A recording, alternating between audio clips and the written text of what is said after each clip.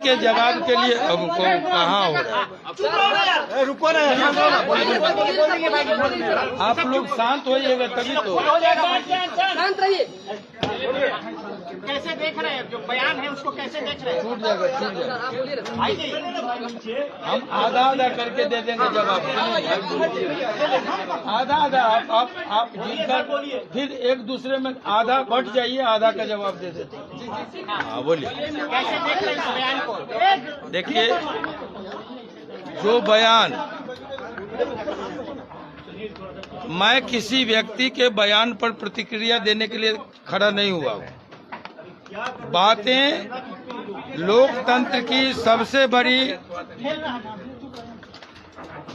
लोकतंत्र के सबसे बड़े मंदिर में कोई व्यक्ति या कोई सांसद चुने हुए,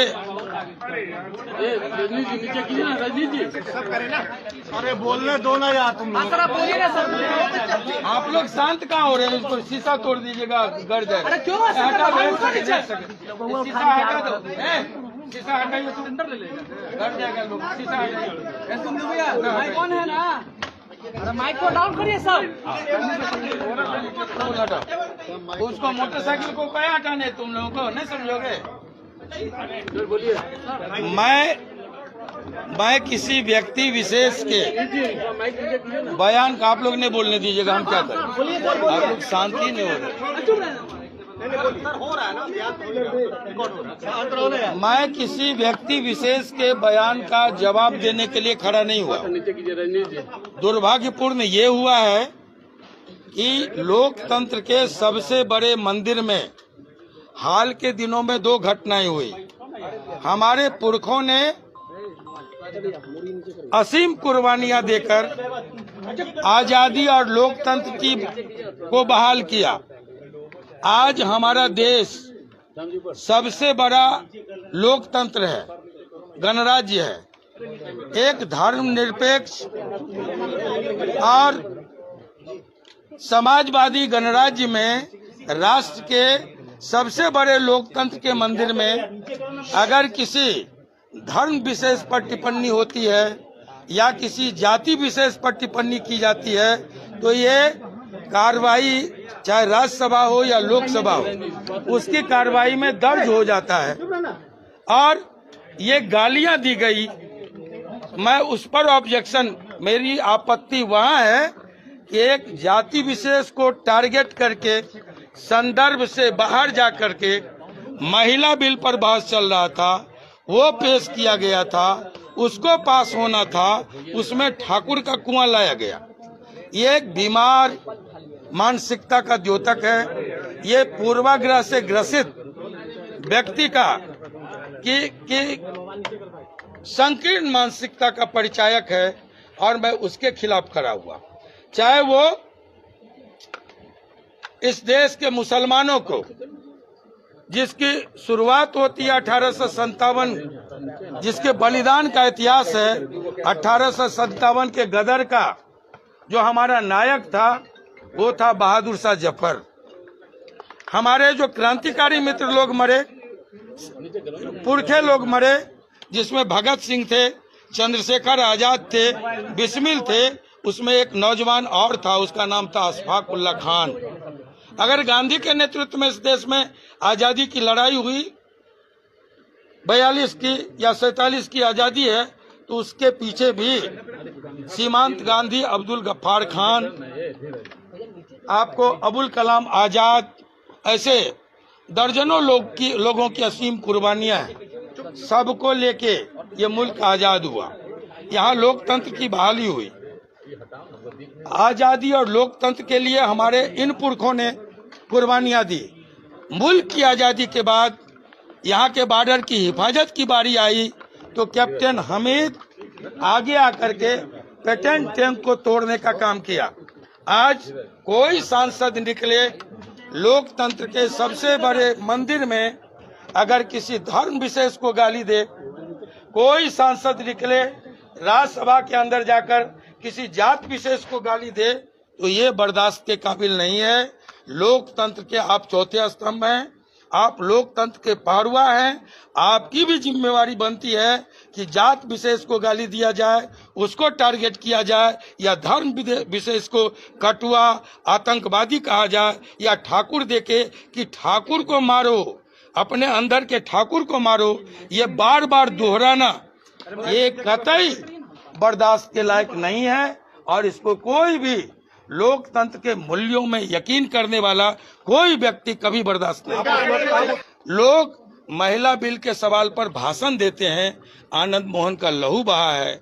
लोग भाषण देते हैं पक्ष और विपक्ष में, लवली आनंद की गिरफ्तारी हुई है आधी आबादी को आधा हक के सवाल पर। हम पहले कह चुके हैं हम क्या करते, हम फिर से एक बार मार्शल आउट होता, फिर से हम इसका प्रोटेस्ट करते, हर कीमत पर इसको रोकते। आपने जीप खींचने की बात कही थी, लेकिन आपने जीप खींचने की बात कही, अभी यहाँ कुछ नहीं बोले। आप सुन लिए ना, रिपीट कीजिए। क्या अड़िग है अपनी बातों पे?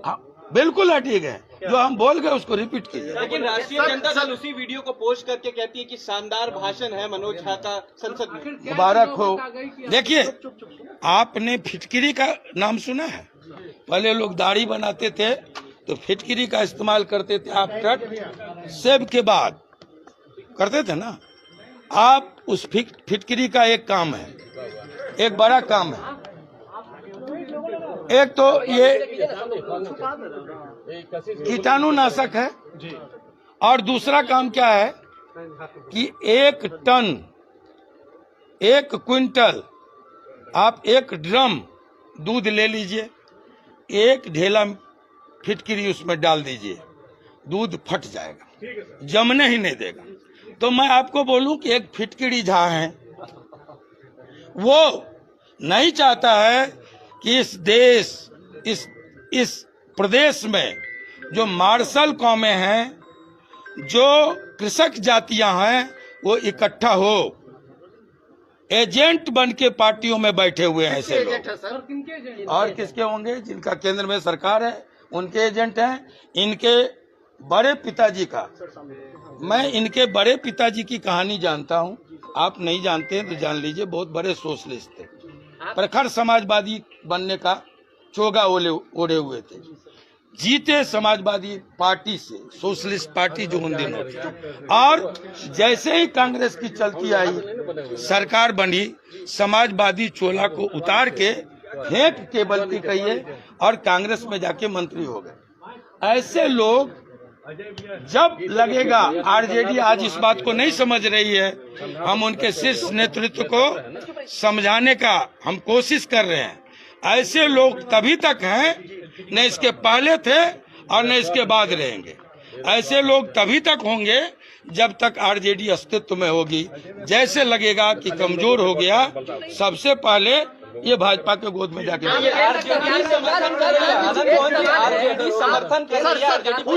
बात को सुन लिया, उसी का जवाब। सर उस वक्त भी राज्यसभा में कई ऐसे नेता होंगे जो उस बिरादरी से आते होंगे, सबने चुप्पी की। मैं बिरादरी का सवाल आपके जहन में नहीं, क्यों आखिर ये मामला उठाया? आप सुन लीजिए, बिरादरी की लड़ाई नहीं है ये। एक कम्युनिटी विशेष को एक व्यक्ति ने जो गाली दी है, उसके खिलाफ संघर्ष है, उसके खिलाफ आवाज है। आपको हमने कहा, धर्म को टारगेट करके एक व्यक्ति को गाली नहीं दी गई, एक धर्म को टारगेट किया गया, जिसका शानदार बलिदान का इतिहास है 1857 से लेके 1942 तक। और आजादी के बाद हमारे बॉर्डर की हिफाजत के लिए कैप्टन हमीद बन के, अगर आप उस पर उंगली उठाइएगा, उसकी राष्ट्रभक्ति पर उंगली उठाइएगा, तब भी आनंद मोहन बोलेंगे। जब आपके सवाल पर कोसी के इलाके में आपकी इज्जत, अस्मत, आबरू, खेत, खलिहान का सवाल आया, तब भी आनंद मोहन बोला था। तो हम अपने सवाल पर क्यों नहीं खड़े हों? हमारे अंदर भी एक जमीर है। अव्याकृत अब राजनाथ सिंह से आपकी मुलाकात हुई है दिल्ली में, ये कोई नाराजगी नहीं है, गाड़ी अंदर नहीं जाएंगे। कोई नाराजगी नहीं है। आप मुलाकात करने गए थे, अब आप सब आप लोग क्रिएट कीजिए। लालू जी का नीतीश जी का झगड़ा हो गया, आनंद मोहन मिलने चले गए, जवाब के लिए हम नहीं है। राजनाथ सिंह से मुलाकात कर ये अव्याकृत सुनिए, ये बुद्ध ने कहा, महात्मा बुद्ध ने, कि कुछ प्रश्न होते हैं जिसके जवाब दिए जाते हैं, कुछ प्रश्न ऐसे होते हैं जिसको अव्याकृत करके और रद्दी के टोकरी में फेंक दीजिए। आपके इन प्रश्नों को मैं खारिज करता हूँ।